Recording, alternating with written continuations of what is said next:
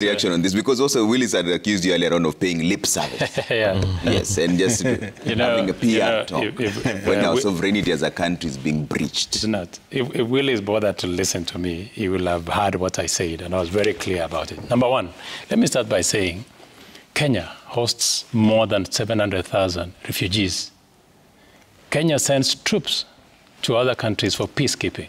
You just, when I walked in, you were hearing a story of Kenya having spent some money for the officers who are in Haiti. There's a mediation. Yeah, we have a mediation team that is working on security and peace in Sudan and Southern Sudan. They are isolated cases of individuals who are said, and I like to use what Dr. Awino did say, there's a belief, because at this point it is still an accusation that Besigye was abducted from the country. I want to say that this is a peaceful country. We host people. We are recognized for doing that. That is why even Besigye himself felt comfortable to come into the country. Then my question for my committee will be, what has happened? And I said, and I made an undertaking here that we are going to invite the relevant ministries to shed light on exactly what happened. I'm sure the Security Committee will do the same. Me, and as the Chair of Defense and Foreign Relations, I will definitely invite Honorable Musalia Mudavade and his team to come and explain to us what exactly happened.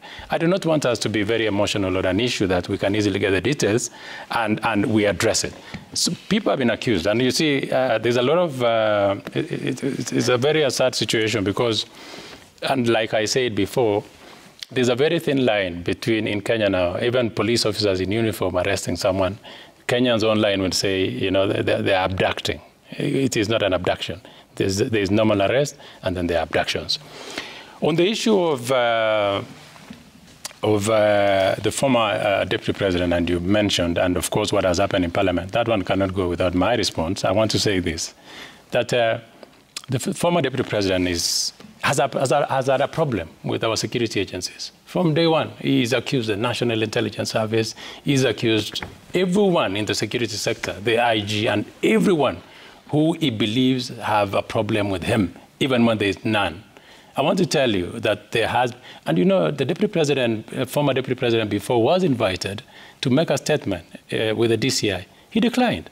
So if he believes that there are people who are trailing him, then the best thing to do is not to go on your Facebook account unless it is nothing serious. The best thing to have done was to go to the Director of Criminal Investigation and write a statement. But from where I sit, there is absolutely nothing to follow with the former deputy president, and I don't see why the police will trail him in the first place. There is no form of intimidation whatsoever. And I can tell you, that should be the last person to say that he's being trailed. You know why? He subjected so many young people to an unnecessary lynch, public lynch, particularly those he branded, the young people from central Kenya that he branded as Mungiki. Young people who are working so hard for this country, young people who are just trying to make a living, he branded them in Mungiki and unleashed the police on them, that wherever they were found, violence was meted on them. 2 weeks ago, the former Mungiki leader was released by a Nakuru court because of just trump-up charges that had been instigated by the former deputy president. So in my view, those are just, those are just stories. He's running away from his own shadow. Okay. Back to yes, as you wind up. Back to the committees in Parliament, so that I can leave it to the rest of my colleagues.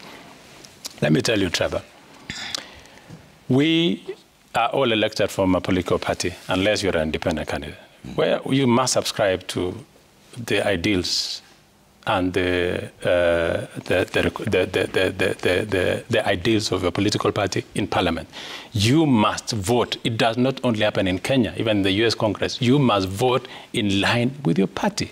So wherever a party communication has been done, particularly for me who comes from UDA, if a majority leader in Parliament makes a pronouncement that we are voting in this line, if you defy, there are consequences. Some of those consequences involve you being removed in prestigious, in what I will call, quote-unquote, prestigious committees, or even being removed altogether from particular committees in Parliament. There's absolutely nothing wrong with that. It should happen.